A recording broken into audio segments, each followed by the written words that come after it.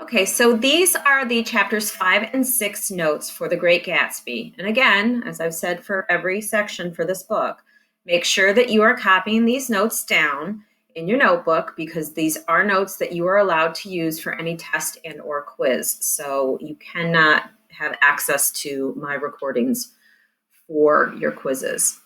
Okay, so starting with Jay Gatsby. In chapter 5, we finally see the realization of what Gatsby has worked so hard for, which is reuniting with Daisy. Finally, after 5 long years, Gatsby is able to meet her again, see her face to face. Now, everything about this meeting has to go according to how Gatsby has it play out in his mind. Everything has to be perfect, down to what he actually wears. And remember, we've talked about this in this book. When it comes to colors of clothing, it is very important that a old money person or a wealthy person will actually wear light colored clothing.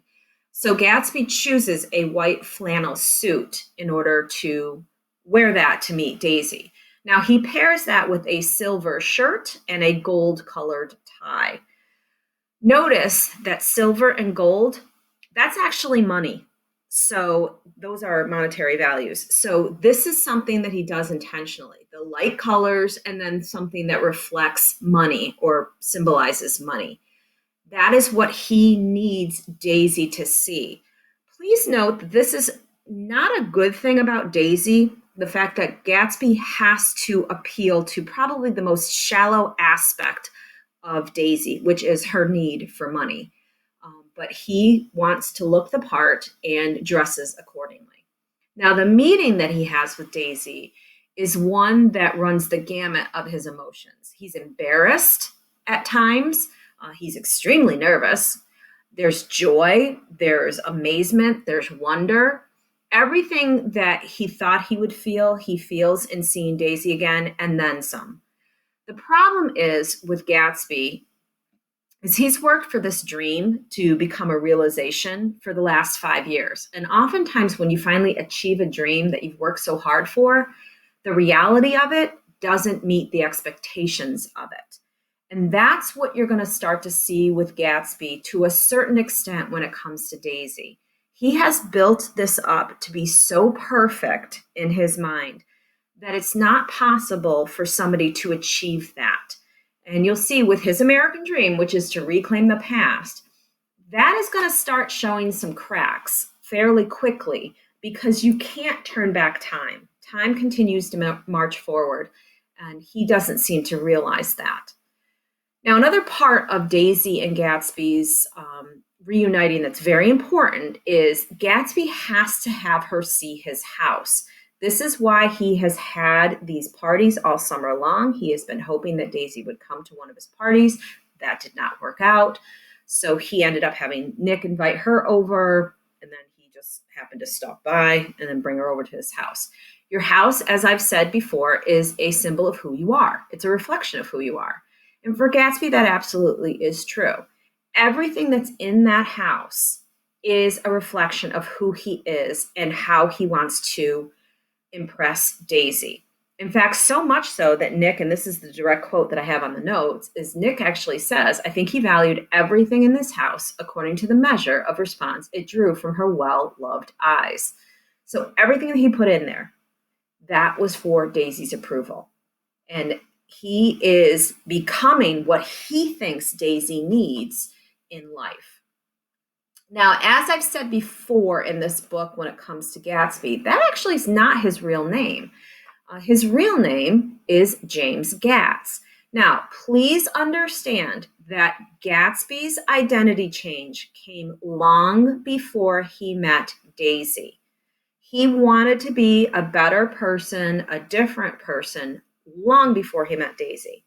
He did, however, with the idea of money, have that need speed up after meeting Daisy because Daisy was from a certain social class and that she had certain expectations for what her life would be like, and he needed to meet those expectations. Now, James Gatz was born to impoverished farmers from North Dakota. Now, that tells you right there and then, he is not old money. He is new money, and how he made his money will come up throughout the book, but he is definitely not old money. His name, he changed it on a whim. It was something that was floating around in his head from around the age of 17. And he changed it upon meeting Dan Cody. Now, Dan Cody is somebody that I'm going to go into more detail with the notes. But he is the one who really opened up Gatsby's desire for wealth, because Dan Cody had extreme wealth. So everything about Gatsby and how he acts as a wealthy man actually came from Dan Cody. He lived with Dan Cody for 5 years. He sailed around the world with him. And his new identity that he took on really lacked a heritage to it. He purposely chose the last name that really you couldn't tell much about. Oftentimes with our last names, we can guess or correctly assume where a person comes from. And for Gatsby, a name like that, it doesn't seem to have a heritage. This new identity that he takes on, he can create all the background to it, which is what he's been trying to do throughout this entire time. Now, one of the other things about Gatsby and the wishes that he has, the dreams that he has, yes, he wants to reclaim the past. But in order to do that, he needs something from Daisy. And one of the things that he wants from Daisy is he wants Daisy to actually say to Tom, her husband, that she never loved him. He wants to go back to Louisville, where Daisy is from, and he wants to actually marry at Daisy's house, just as it was 5 years prior. Now, that really shows you the lengths he needs to go to reclaim his past. He wants to pick up where they left off 5 years ago, erase everything that has happened in the 5 years that have since gone on, and that's just not possible. But this is something Gatsby thinks, with enough money, he will be able to do. All right, so then the next character is Nick Carraway. Now, again, remember, Nick is the narrator of this book, so he's the one that's been telling the story.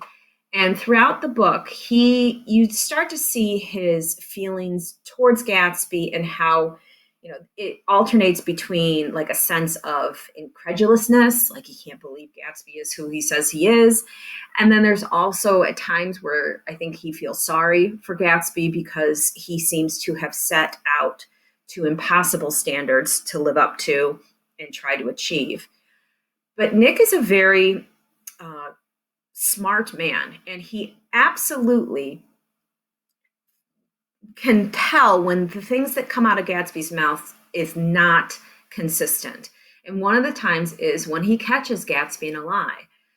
Earlier, he had actually said he inherited his money. He told Nick that. Now, he does that. He tells him that because he wants to portray himself as old money. Yet in this section, he actually says, no, I earned money. And when Nick questions him on that, Gatsby kind of dismisses it and says, oh, well, that's none of your concern. Because a liar being caught in their lies oftentimes will just try to brush it off, say you were wrong, you heard wrong, etc. And that's what Gatsby's doing here. So the truth always does come out.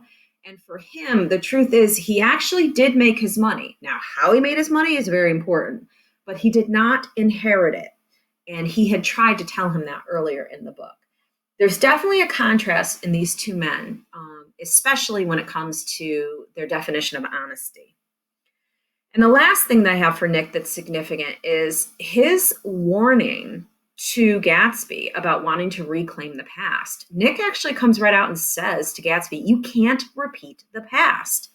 But Gatsby refuses to believe this. He thinks with enough money that he has, that he can get Daisy to forget everything that happened in the past 5 years where they were not together. And Nick finally says about Gatsby that there seemed to be something that he wanted to recover, some idea of himself that had gone into loving Daisy. That is very ironic because you can't find happiness in someone else. You have to find happiness within yourself. And for Gatsby, that's not something he's willing to do. He truly is looking at his happiness in terms of what does Daisy want? What does Daisy need? And that's going to be a very dangerous way of living his life.